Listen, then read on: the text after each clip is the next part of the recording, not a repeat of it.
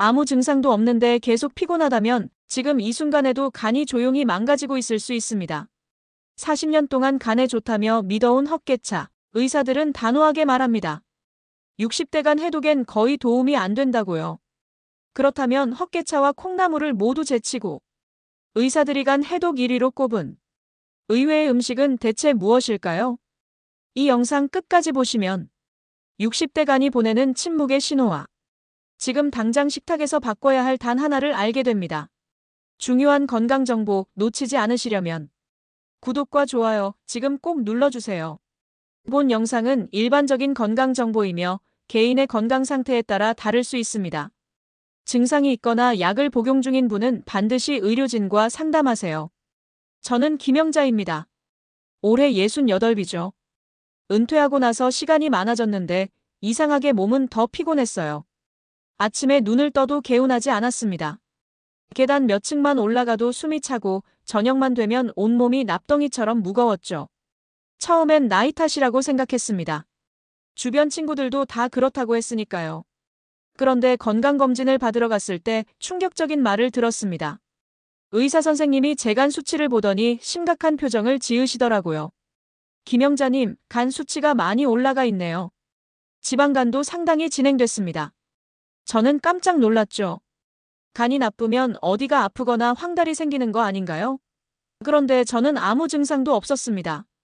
의사 선생님이 설명해 주셨어요. 간은 침묵의 장기라고 부릅니다. 70% 이상 손상돼도 통증이 없어요. 증상이 나타났을 땐 이미 늦은 경우가 많죠.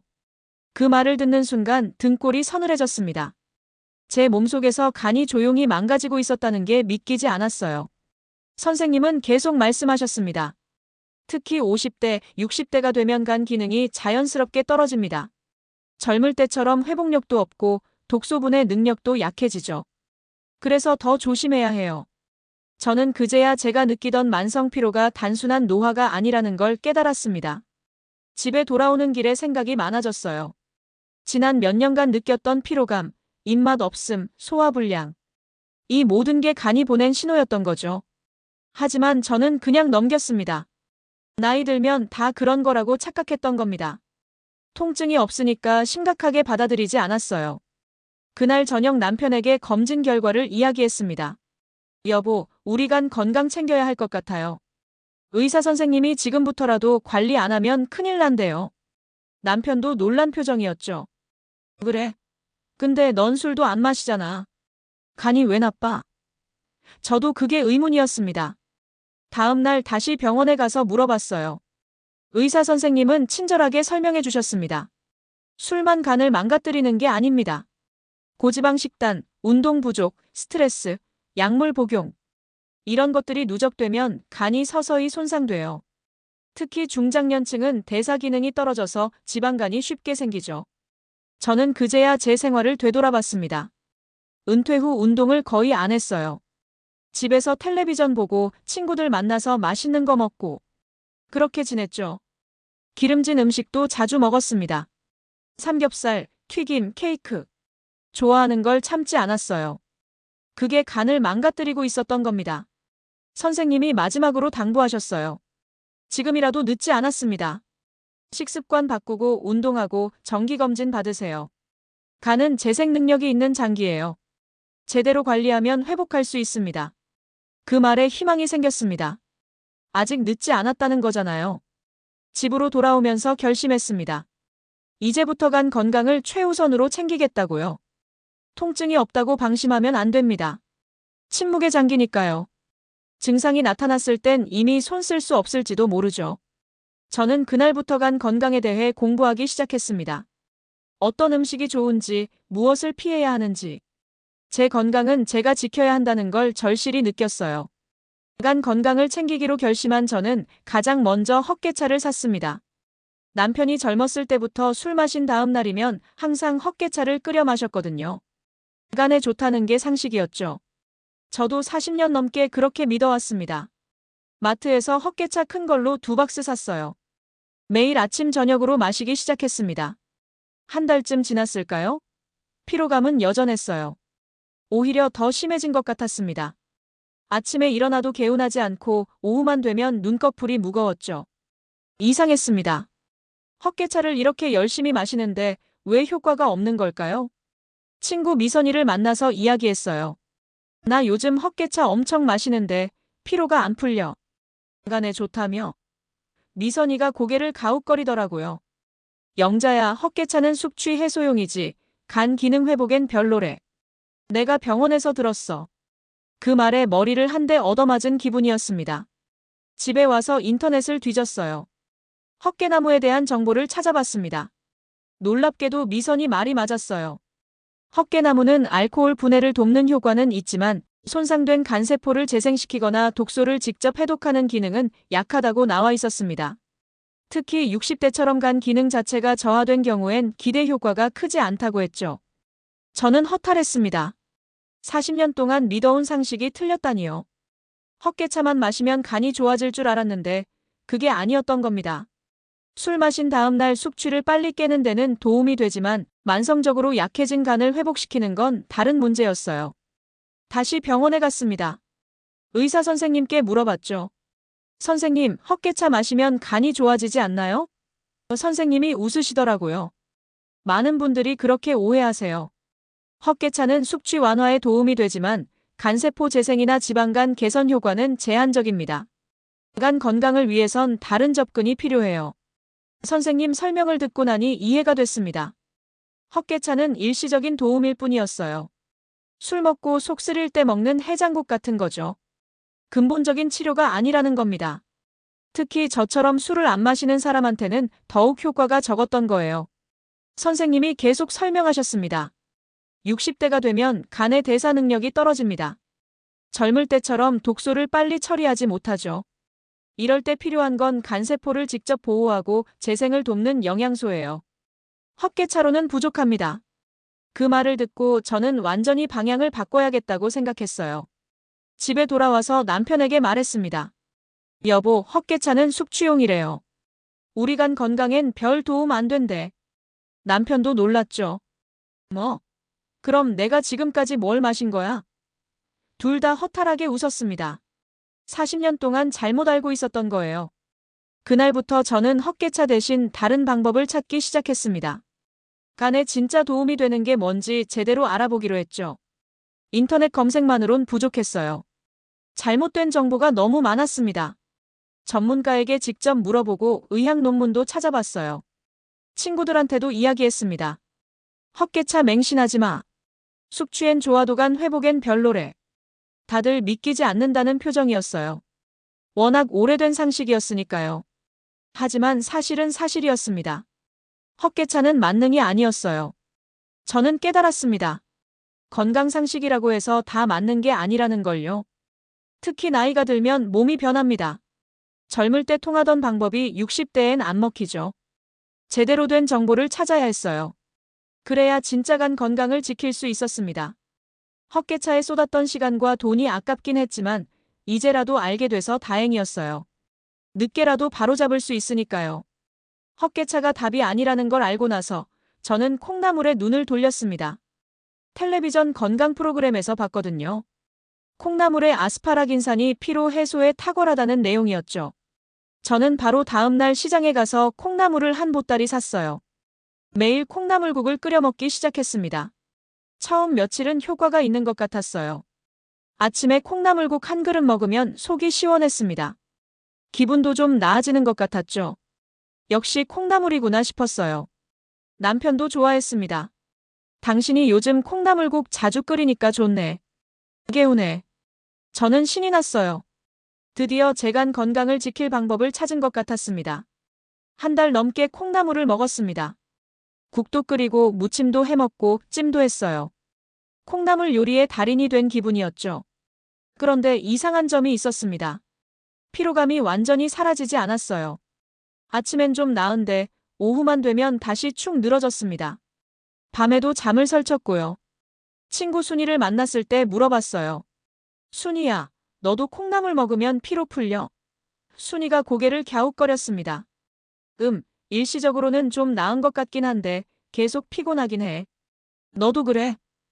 저도 고개를 끄덕였죠. 똑같은 상황이었어요. 그때 순이가 말했습니다.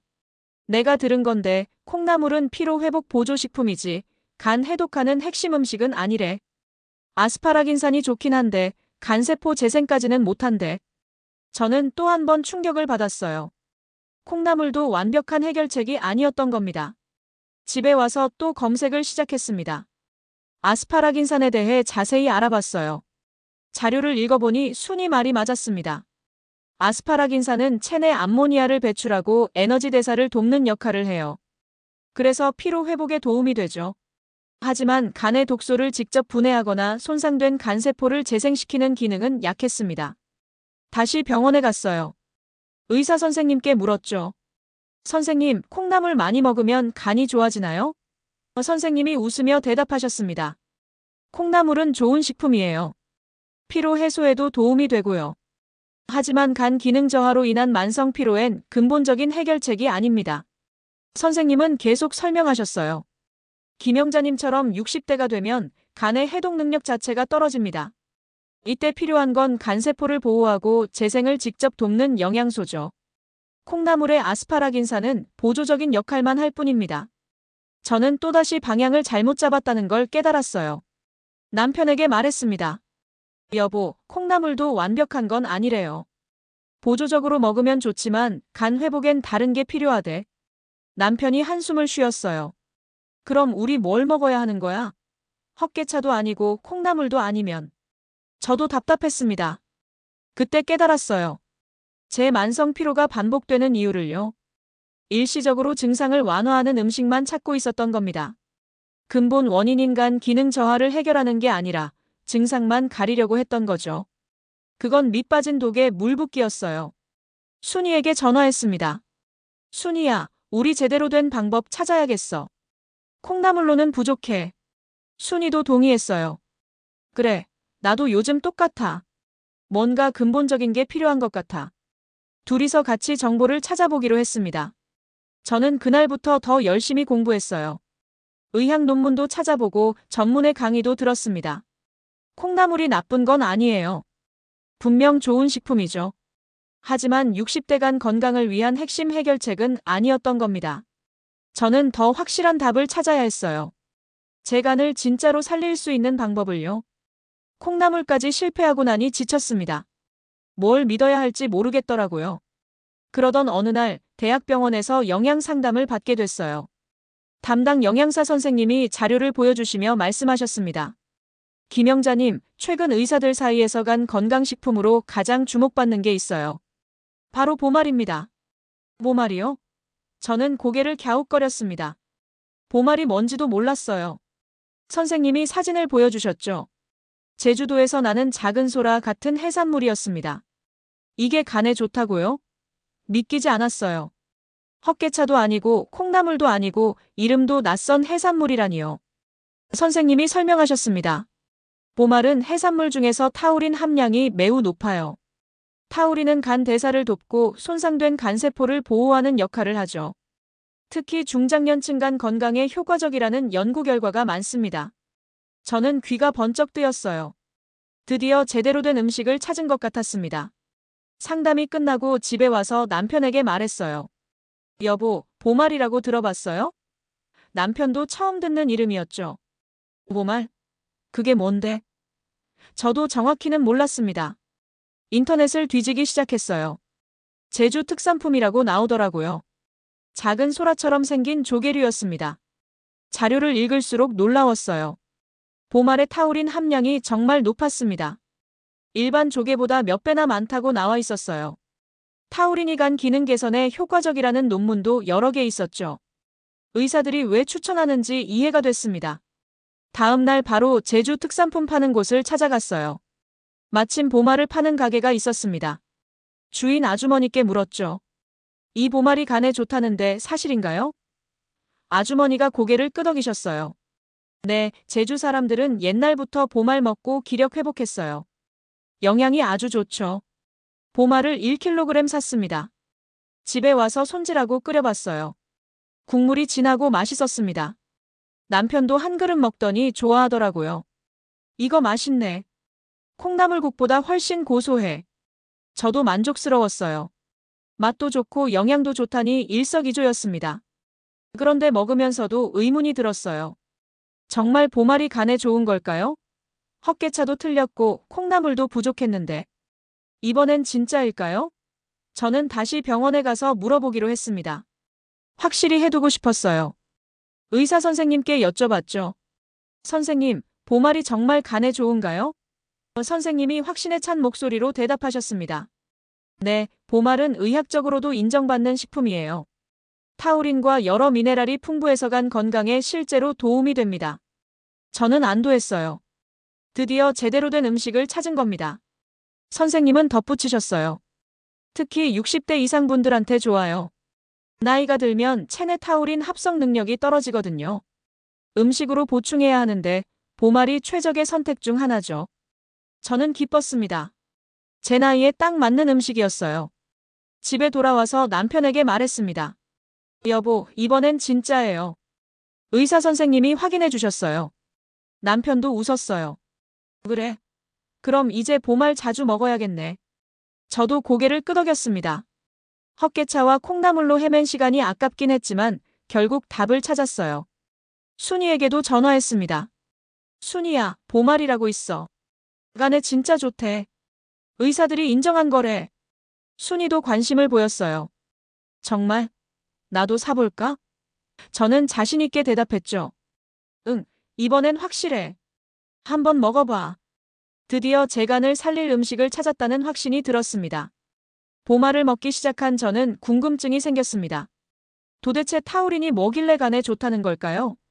헛개차의 글루코론산도 좋다고 들었는데 뭐가 다른 건지 알고 싶었어요. 그래서 영양사 선생님께 다시 상담을 요청했습니다. 선생님이 자료를 펼쳐 보이며 설명하셨어요. 타우린은 아미노산의 일종입니다. 간세포 내에서 독소를 배출하고 세포막을 보호하는 역할을 하죠. 특히 간의 대사 기능을 활성화시켜요. 저는 고개를 끄덕였습니다. 그래서 보말이 효과적이었던 거군요. 선생님은 계속 말씀하셨습니다. 타우린은 또한 피로 물질인 젖산을 제거하는 데도 도움을 줘요. 그래서 만성 피로 개선에도 효과가 있죠. 제가 느끼던 피로감이 줄어든 이유를 알 것 같았어요. 보말 먹고 나서 확실히 몸이 가벼워졌거든요. 그런데 궁금한 게 남았습니다. 그럼 글루코론산은 뭐가 다른가요? 헛개차에도 그게 들어있다고 들었는데요.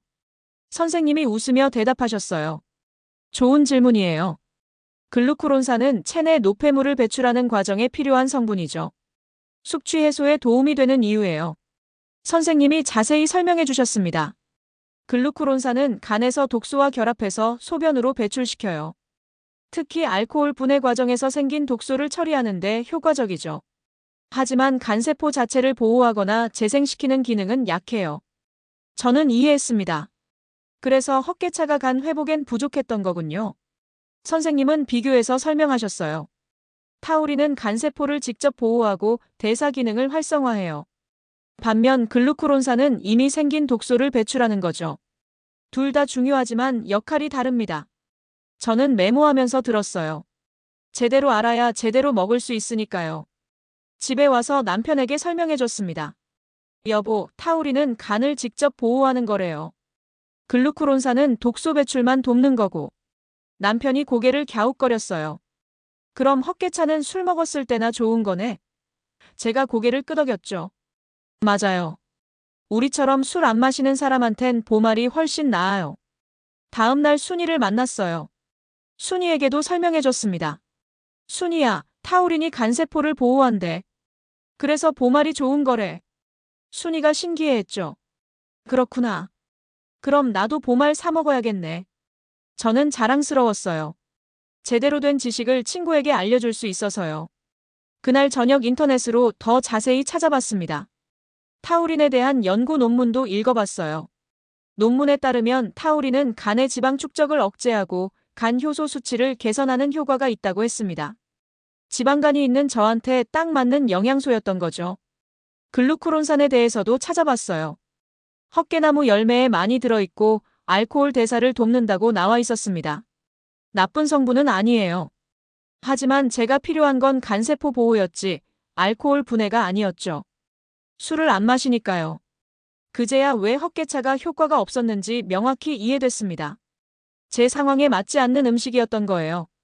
반면 보말의 타우린은 제가 딱 필요로 하는 영양소였죠. 간세포를 보호하고 대사를 활성화하고 피로를 줄여주는 저한테 완벽한 음식이었습니다. 남편에게 말했어요. 여보, 이제 확실히 알았어요. 우리한텐 보말이 딱이에요. 남편도 동의했습니다.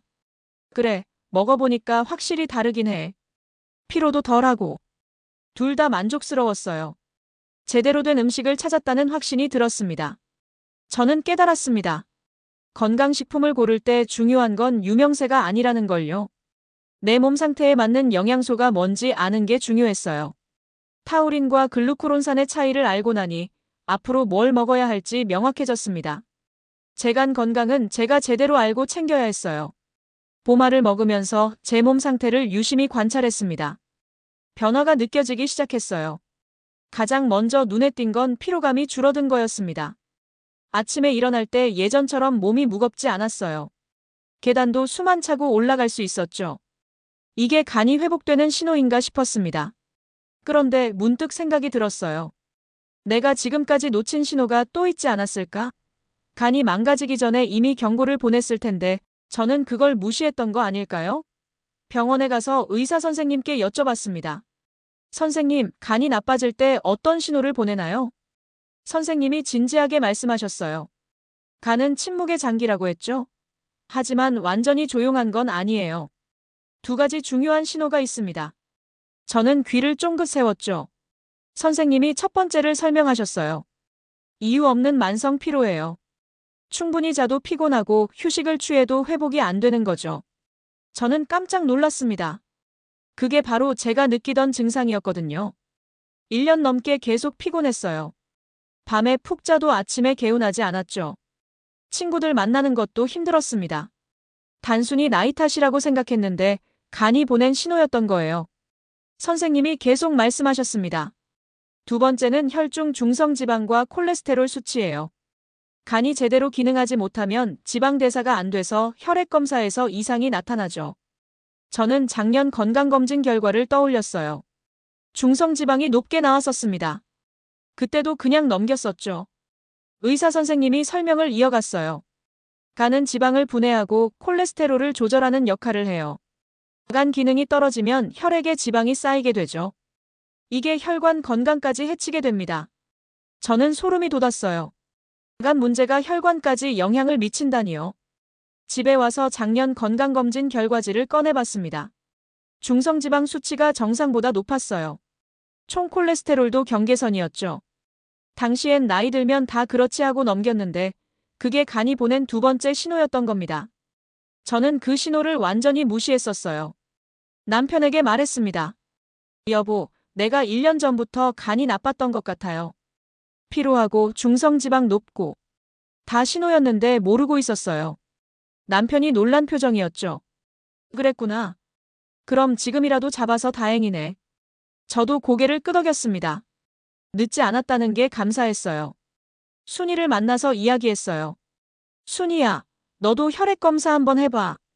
중성지방 높으면 간 때문일 수 있어. 순이가 걱정스러운 얼굴이 됐어요. 나도 요즘 계속 피곤한데 혹시? 저는 고개를 끄덕였죠. 검사해봐. 나처럼 간 문제일 수도 있어. 그날 저녁 남편도 검사를 받겠다고 했습니다. 나도 요즘 피곤하긴 해. 같이 검사 받자. 둘이서 다음날 병원에 갔어요. 검사 결과가 나왔는데 남편도 중성지방이 약간 높았습니다. 둘 다 간 건강에 신경 써야 할 상황이었던 거죠. 의사 선생님이 말씀하셨어요. 다행히 지금 발견하셨으니 회복 가능합니다. 식습관 개선하고 보말 같은 좋은 음식 드시면 돼요. 저는 안도했습니다. 아직 늦지 않았다는 말씀이 힘이 됐어요. 그날부터 저는 더욱 열심히 보말을 먹었습니다. 남편도 같이요. 혈관 건강도 챙겨야 했으니까요. 간 기능이 좋아지면 중성지방도 자연스럽게 내려간다고 하더라고요. 간과 혈관이 연결돼 있다는 걸 그제야 알았습니다. 친구들에게도 이야기를 퍼뜨렸어요. 만성 피로 있으면 간 검사 꼭 받아봐. 중성지방 높으면 더 위험해. 다들 진지하게 들었습니다. 건강은 미루면 안 된다는 걸 저를 통해 배웠다고 하더라고요. 저는 제 경험이 다른 사람들에게 도움이 돼서 뿌듯했어요. 보말을 먹기 시작한 지 한 달쯤 됐을 때였어요. 몸은 좋아졌는데 문득 궁금증이 생겼습니다. 이걸 제대로 먹고 있는 걸까?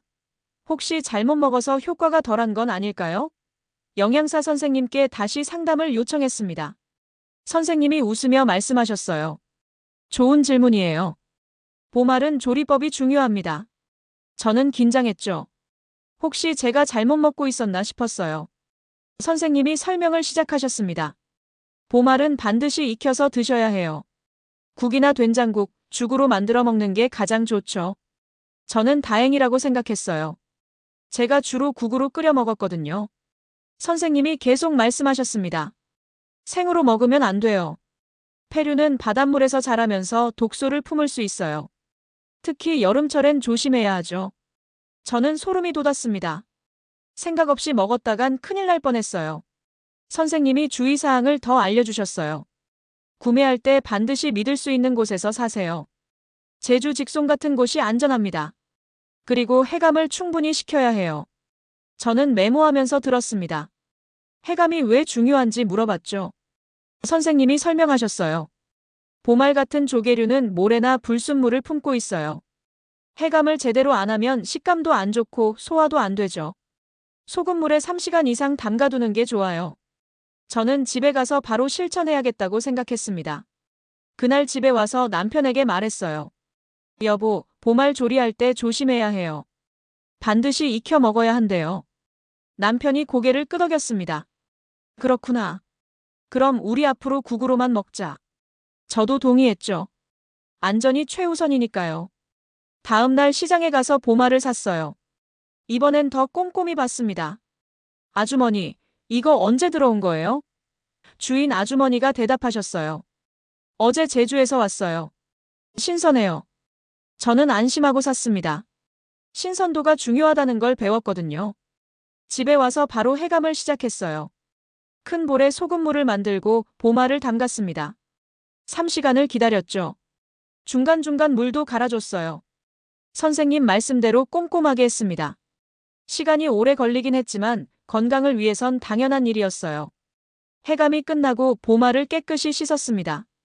흐르는 물에 여러 번 헹궜어요. 모래가 빠지는 게 보이더라고요. 역시 해감이 중요했습니다. 그리고 끓는 물에 넣어 국을 끓였어요. 푹 익혀서 먹어야 안전하니까요. 남편이 한 그릇 먹더니 말했습니다. 오늘 유난히 국물이 맑네. 저는 웃었어요.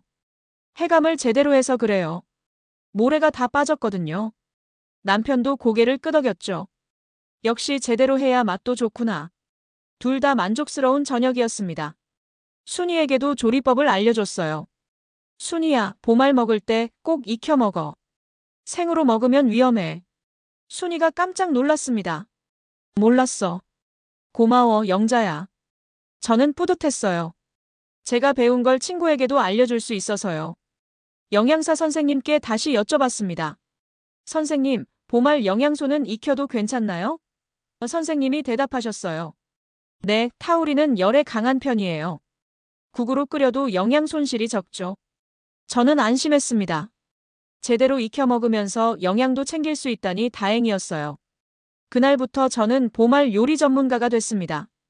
국도 끓이고 된장국도 만들고 죽도 쑤었어요. 매번 해감을 꼼꼼히 하고 깨끗이 씻고 푹 익혀서 먹었죠. 안전하게 먹는 게 가장 중요했습니다. 건강을 위해 먹는 음식인데 잘못 먹어서 탈나면 말이 안 되잖아요. 남편도 만족해했어요. 당신이 이제 보말 요리 달인이네. 저는 웃으며 대답했죠. 당연하죠. 우리 간 건강 지켜야 하니까요. 둘 다 건강해지는 게 느껴졌습니다. 제대로 된 음식을 제대로 된 방법으로 먹으니 효과가 확실했어요. 보말을 먹은 지 석 달이 지났습니다. 몸의 변화가 확연했어요. 아침에 일어나면 개운했고 하루 종일 활력이 넘쳤습니다. 계단도 거뜬히 오르고 친구들 만나는 것도 즐거워졌죠. 병원에 가서 다시 검사를 받았어요. 의사 선생님이 결과를 보시더니 웃으셨습니다. 김영자님, 간 수치가 많이 좋아졌네요. 중성지방도 내려갔고요. 저는 기뻤습니다. 드디어 제 노력이 결실을 맺은 거예요. 선생님이 말씀하셨죠. 보말 꾸준히 드신 게 효과가 있었던 것 같아요. 저는 고개를 끄덕였습니다. 하지만 선생님 말씀이 더 중요했어요. 다만 명심하세요. 보말 하나만으로 된 게 아니에요. 규칙적인 식사, 운동, 충분한 수면. 이 모든 게 함께 작용한 겁니다. 선생님 말씀이 맞았습니다. 저는 보말뿐만 아니라 생활 습관도 바꿨거든요. 은퇴 후 게을러졌던 제가 다시 걷기 운동을 시작했어요. 매일 아침 30분씩 공원을 걸었습니다. 기름진 음식도 줄였죠. 삼겹살 대신 생선을 먹고 튀김 대신 나물을 먹었어요. 밤에도 일찍 잤습니다. 11시 전엔 꼭 자리에 들었어요. 남편도 함께 변했습니다. 당신 보니까 나도 자극받는다. 둘이서 같이 운동하고 같이 건강식을 먹었어요. 보말국도 함께 나눠 먹었죠. 부부가 함께 건강해지니 더 행복했습니다. 순이를 만났을 때 이야기했어요. 순이야, 보말만 믿으면 안 돼. 전체적인 생활을 바꿔야 해. 순이가 고개를 끄덕였습니다. 그렇지. 나도 운동 시작했어. 너 보고 배웠지. 저는 뿌듯했어요. 제 변화가 친구에게도 영향을 준 거니까요. 의사 선생님이 마지막으로 당부하셨습니다. 앞으로도 정기검진 꼭 받으세요. 간은 재발이 쉬워요. 꾸준한 관리가 필수죠. 저는 약속했어요. 네, 선생님. 6개월마다 검진 받을게요. 건강은 한 번 챙긴다고 끝이 아니라는 걸 알았습니다. 집에 돌아와서 거울을 봤어요. 얼굴에 생기가 돌았습니다.